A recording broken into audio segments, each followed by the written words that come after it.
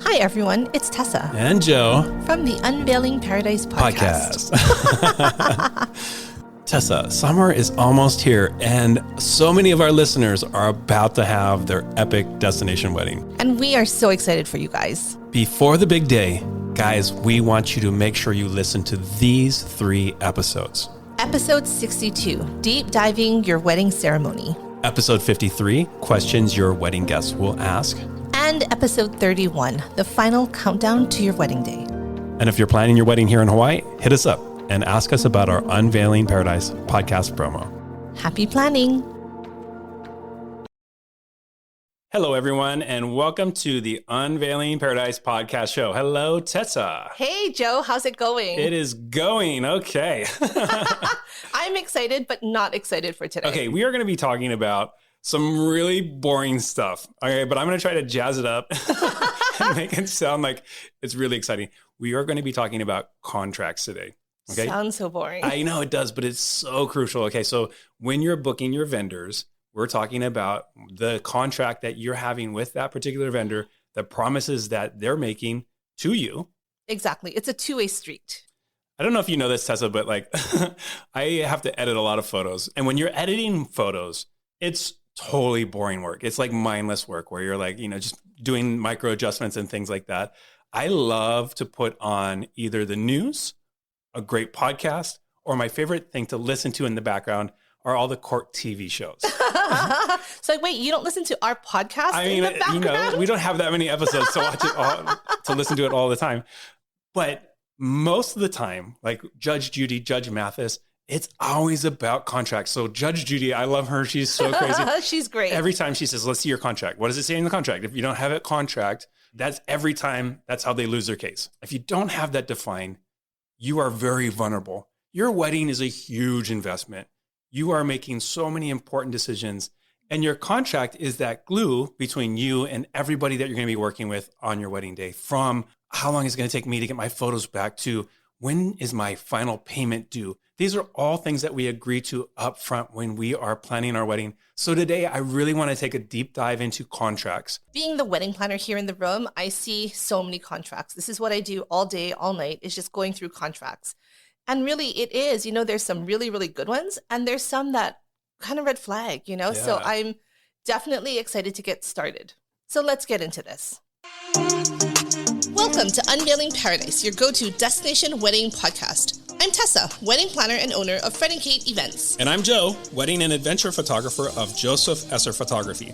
We are based in Hawaii, one of the biggest, most popular locations for destination weddings. We want to share our real-life experiences with you, give you insight from a professional's perspective, and still make sure you're having fun in the process. We're huge believers in the fact that planning a destination wedding can be one of the most amazing experiences, and we want to bring you along. We're so excited to talk with you about weddings, Hawaii, and everything else under the sun. So pack your bags and let's get started. Joe, can I ask you a question about your contract? Yeah, let's get into it. Okay. Every time you say the word contract, though, we have to do something like jumping jacks. Oh, like take a shot? We had alcohol. That would be a good idea. I can drink a shot of my coffee. Question. Yes. Okay. On your contract, does it say how many hours of photo you'll be there for that day? Yeah. So I think, okay, so let's start with this. Okay. So basic stuff, right? So if you're hiring a photographer, they're going to tell you exactly how many hours of photography you have, how many photographers, maybe the number of images they're going to be delivering, how they're going to be delivering those images, and when you can expect those images. So that's kind of, I think, for every contract, maybe it's a bartender, maybe it's a coordinator. Every contract has that scope of work. Exactly. So, with any type of contract, right? Florist, caterer, you're looking for those same things. For example, with a catering contract, you're looking for what is the menu that they're providing? How much staffing are they providing? Are they providing their rental equipment, or is that something that we have to provide? So again, scope of work is what are they providing for what you're paying? This is actually really interesting to me. I've never seen a wedding planner's contract. Like, what do you guys put for your scope of work? Because I feel like you guys do everything. How do you list that? What is in there? Like, how do you, define what your services are? Sure. And that's a great question. And again, I haven't seen other wedding planners' contracts, but my understanding, just as our services are very different, their contracts are going to be different. So your scope of work is going to be different. And I tell this to my couples all the time is when you're looking, you want to compare apples to apples. So truly, what's included? Are you comparing the same things, right? So if you're looking at my contract, does it include, again, like, are we moving tables and chairs for you? Are we setting things up? Are we breaking things down? Are we there to check in your vendors? Like, what is our role? Versus if you were to meet with another wedding planner, or again, like any other vendor, like what exactly is expected and what's clearly not allowed, or what are we not doing for you? It should be stated in their scope of work. So how many apples do you have in your contract? A lot of apples. I will guess like that. Actually, let's talk about the apples. Like some wedding planners have so many hours, so many apples that they're going to share with you on the phone, right? So do you define that? Like every week you can expect this amount of time on the phone, or, you know, this amount of emails, or like how detailed do you get into that for wedding planners? So wedding planners should include that. So my contract, for example, you know, with some of my contracts, it's unlimited communication by emails, by phone, by Zoom, in-person meetings. Others, it's a set amount. It states once a month or once every other week. So my contracts are all different. Our scope of work is different depending on the package that you booked. I think it's the same with every wedding planner, where if you have a limited amount of time that you can speak with them, it will be stated in their scope of work. All right. I like your analogy of apples. I think what I want to do is make a fruit salad out of out of contracts. I feel like you've fruit saladed our stories before too. I love it. Okay. I think we've done a smoothie analogy before. We have. Okay, so the apples. Okay, so these are the apples that are in the contract. Okay, so let's talk about the bananas in our contract. Okay, we're gonna go on this analogy. A lot of contracts have the what ifs, right? So what if Tesla gets run over by a bus? Right. What if Joe gets attacked by killer butterflies? Like, you know, It could happen. it could happen. And if that does happen, what does your contract say? So I think this is our bananas right in our little fruit bowl, right? So what does our business guarantee we will do if maybe we're unable to fulfill those contracts, fulfill those services? Myself, Joe Esser, is not able to actually physically be at your wedding for whatever reason. The what ifs. And so is there something stated in your contract if you get attacked by killer butterflies? Well, we definitely state it differently. We say if, you know, Joseph isn't able to attend your wedding for whatever reason, you know, we will do this, this, and this. And so for us, you know, like first we want to try to make sure that we can help our clients, right? So we are committing to helping find another photographer that is of like quality and style to make sure that they're at the wedding. So again, like that's something. What if after your wedding I get attacked by these, you know, crazy killer butterflies? Oh no. And they steal all my camera gear, or they steal all my memory cards, or, you know, whatever happens. What happens after the fact? If, for example, those files are damaged, or, you know, like I'm unable to deliver, all of those things are detailed in our contract. So I think, you know, in every contract, there's always the what ifs, what the emergency things, you know, of course, like what if we are unable to attend or work your wedding? Every contract should have that section, but there's also other what ifs, right?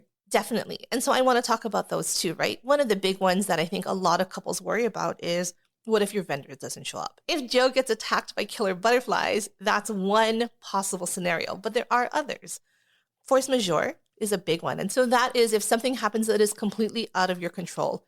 A hurricane, a storm, snowstorm, some sort of act of God. Would killer butterflies fall into that? Killer butterflies could fall under force majeure. Okay, all right, good. Okay. So again, right, is that in the contract? What will happen? And it's kind of one of those things where it's kind of out of everyone's control, right? So it's kind of it's up to the contract and your negotiation to figure out what do you do from that point. Yeah, and that's really interesting. I know that's something that everybody has in their contract. What else could be some what ifs? Yeah, another one is obviously a breach of contract. And I know that sounds really scary. It's not. It's just, what if things change that's out of people's control? So for example, a lot of people are very set on having peonies for their wedding, for example. And it says that in your invoice and your contract. But what if the season was just really rainy and you couldn't get peonies? Most florists, for example, have in their contract that specific flowers, specific colors aren't guaranteed. They're going to try their best.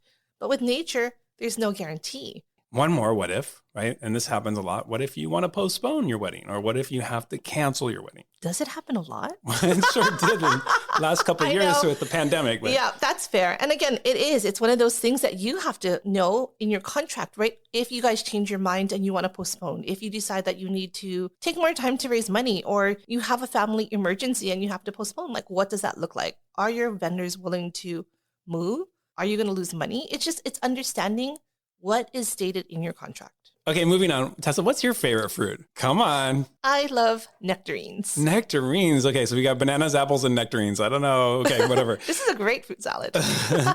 Let's talk about fees. Those are going to be your nectarines. Okay, so your travel fees, all kinds of other fees that we talk about. These are things that are listed in contracts. So let's get into that.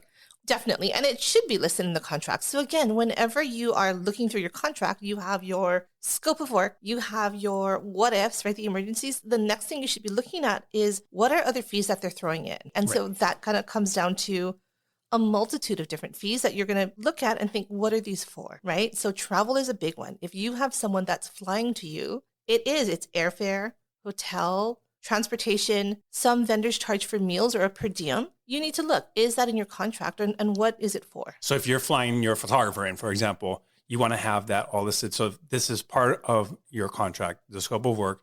They're going to be traveling to you.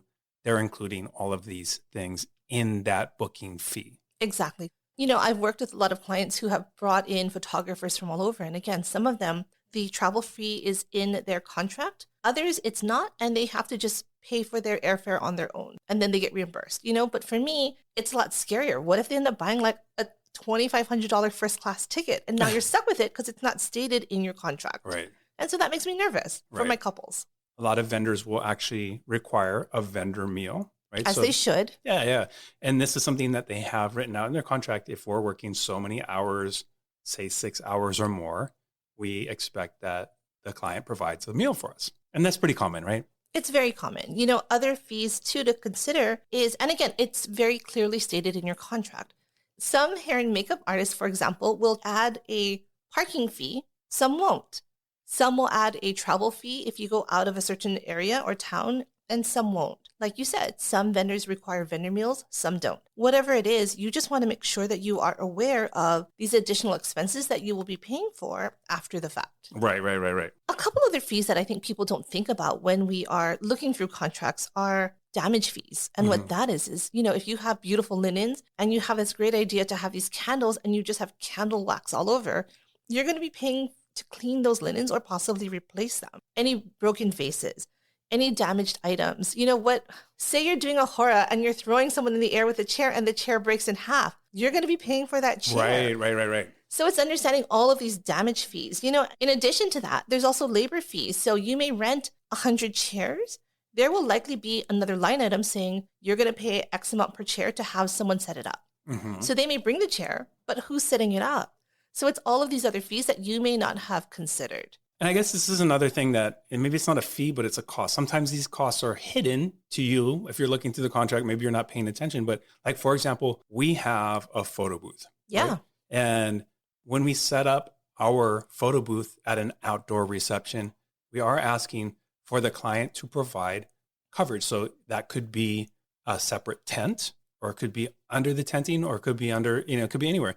But we have that in our contract to make sure that our photo booth is protected in case it rains, right? And that's something that the client has to provide to us. And in addition to, covering, and correct me if I'm wrong, but there are other things that you as a photo booth need. Power, right? A table, a linen. So these are additional costs that you may not have thought about when you're booking vendors. It's the same with catering. You're looking at a menu, you're like, this is a great price, but it's understanding you still may need to rent an oven, a prep tent, tables, chairs. So really, it's taking a step back and making sure that you are costing out the whole things. Again, apples to apples. Right. And you think of DJs, same thing as a photo booth. Exactly. They need a tent. And right? power. And power. Yeah. All those things. So, and that's a service they don't provide, right? But that's something that they require. Exactly. Every vendor has their own specific rental needs, equipment needs, power needs. We have to make sure that we are accounting not just for the inventory of it, but for the cost of it. Okay, this next point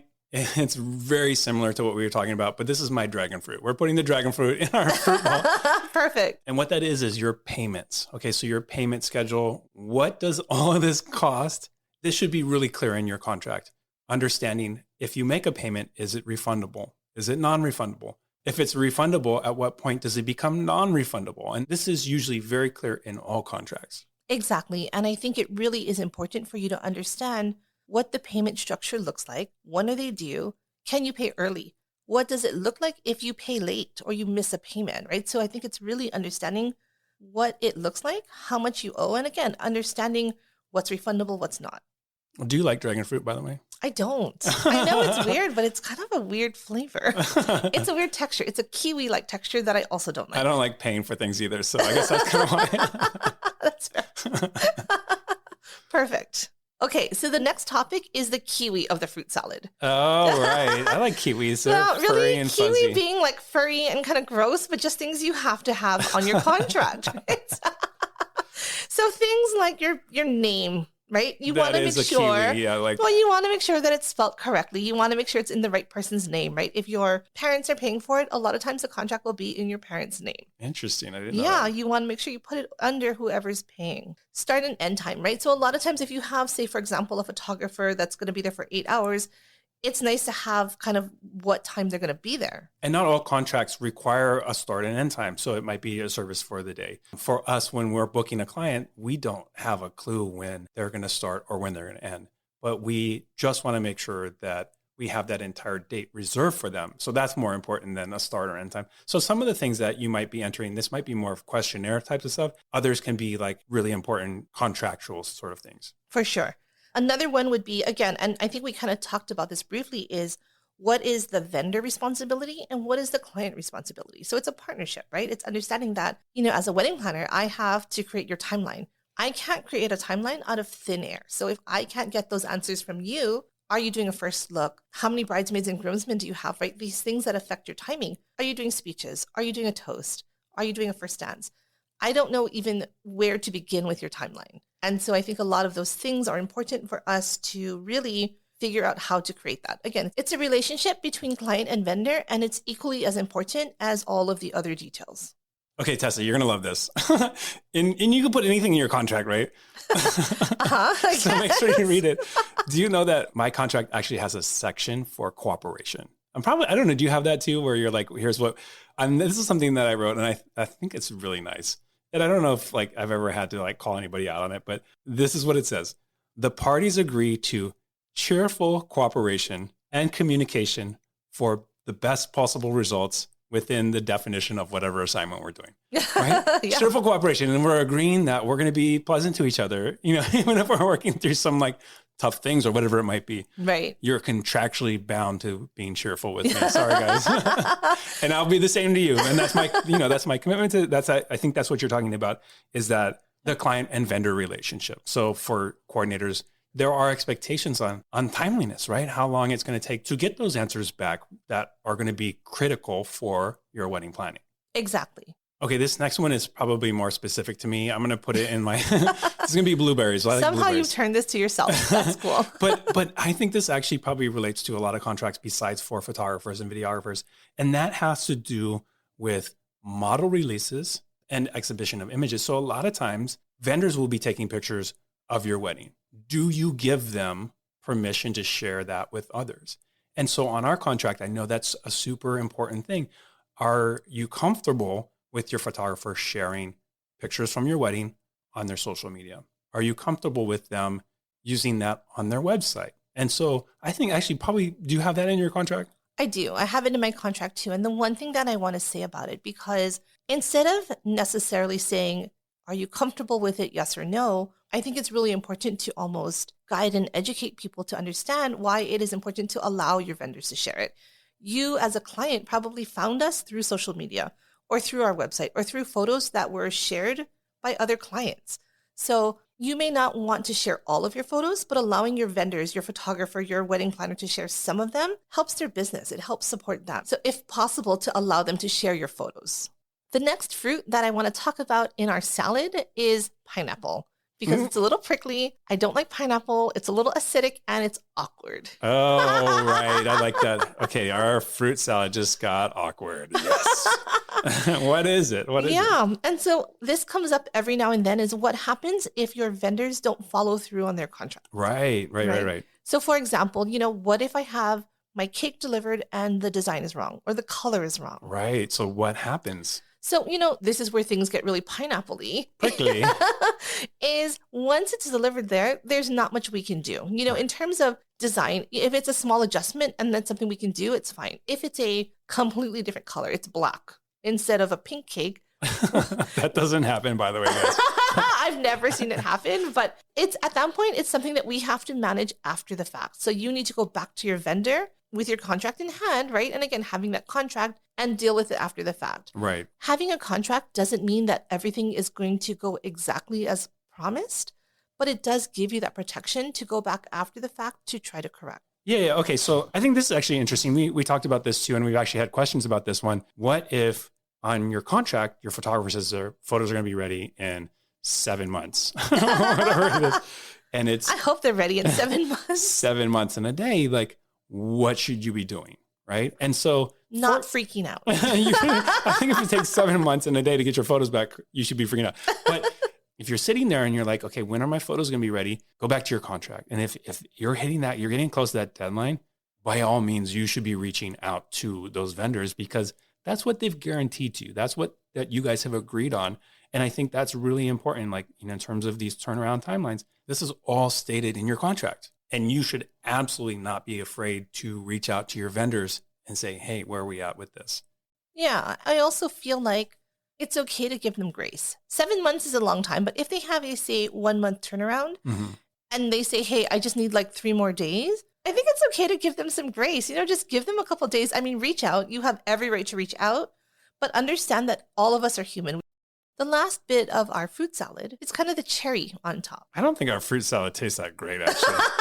I hate pineapple. I hate kiwi. I hate dragon fruit. I don't think anyone likes contracts either. If we're honest, I don't like bananas either.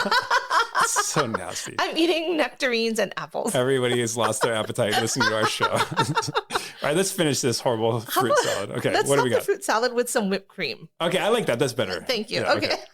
So a couple things that we just kind of want to talk about, right, is read your whole contract and ask questions about the things you don't understand. What I mean by that, right, is we're not lawyers. None of us here fully understand all of the complicated words of a contract. So whatever you don't understand, don't be afraid to go to your vendor and say, hey, can you just explain this one more time? Or can you put it in layman's terms so I understand? So I had a bride yesterday and she just emailed me about my contract. She was about to sign and she said, I just have a question about the setup and what that means about the timing of setup.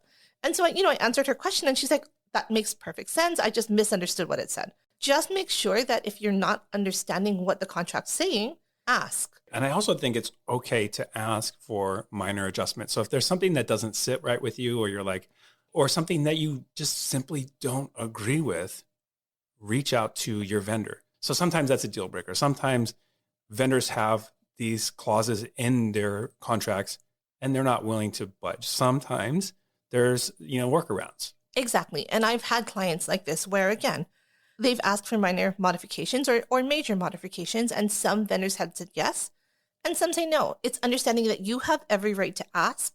The vendor has every right to come back and say no. It's their contract. Absolutely look for anything that has like a red flag to you in a contract. What's a red flag to you? So for me, I would think it would be, and I've seen this before, contract saying that the client does not have the right to review or leave negative reviews of their services online anywhere. Have you heard of that, right? I've actually seen that in contracts before. That's a red flag for me. If you're seeing that, I mean, that kind of is scary that that's in there. Like, why you have that in there?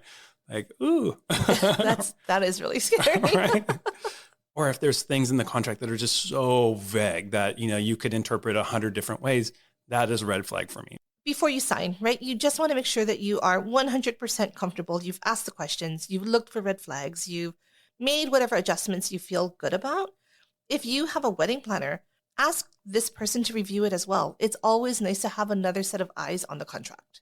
And at the end of the day, right, a wedding is a lot of money. So you have every right to ask questions, get clarity, truly understand what this contract means, what you're paying for, and feel good about the money that you're spending. And Tessa, let's be honest. If you have a good contract with your vendor, at the end of the day, if the killer butterflies show up to your wedding, you will be protected, right? And that's what we want to make sure happens for you guys. I do want to stress hiring professional vendors allows you this ability to have these contracts, to have this peace of mind. When you have family friends, you don't have a contract, you have a handshake, you have a wink, wink, and it's really hard to guarantee service on that day. Right, absolutely. We started at the show saying that this was going to be some boring stuff, right? Contracts are not that much fun to think about or talk about. Our fruit salad is literally disgusting. It's like nobody wants it. No, we added whipped cream. But let's just quickly go through all of our fruits and we're going to quickly recap. Here's what we want you guys to focus on when you're looking through a contract for your wedding. What is important? So the first one is scope of work, just understanding what is being provided in this contract. The next thing that we talked about is the limits of liability. So what if there's an emergency? What if you can't make it to the wedding? What are the guarantees that that business is providing you? The next one is travel and other vendor fees. So destination fees, any sort of local fees, damage fees, labor fees, other hidden costs. So all of the fees that may not be bundled into your current package price. Next, your payment schedule. Is there a booking fee? Is it non-refundable? When is the final payment due? That is all written out in your contract. The next one is understanding logistics. Is your name properly spelled on the contract? What is the relationship or the responsibility of the client and the vendor? Liability, if someone gets sick, if something happens, what happens? All of that falls under your basic logistics of your contract. And then finally, read through the whole contract. If something doesn't sit right with you, if you're seeing a red flag, don't sign the contract and reach out to that vendor for any clarification before you sign. Exactly. All right, guys, I'm going to close by saying one more thing. We actually have an amazing vendor who has butterflies on this island. A shout out to Paradise Monarch Butterflies, the only butterfly company that guarantees that their butterflies will not attack you. 100% guaranteed. It's in the contract. Shout out to you, Henry. We love you. Oh, amazing for weddings. Henry. No killer butterflies. No killer butterflies here. Guys, we hope you enjoy this episode. If you have any questions about contracts or anything else wedding related, please email us. We would love to address it and answer it on our episodes. You can also check out our new website, new and improved, unveilingparadise.com. Woo woo. And we hope to see you back here soon. All right, guys. See you soon. Bye. Thanks for listening to another episode of Unveiling Paradise. If you enjoy our show, please follow us and rate us on Spotify or wherever you listen to podcasts. It would really mean a lot. And don't forget to also get on our mailing list and follow us on Instagram. Just do it already. Until next time, this is Tessa. And this is Joe. And don't forget, your happily ever after is just a plane ride away.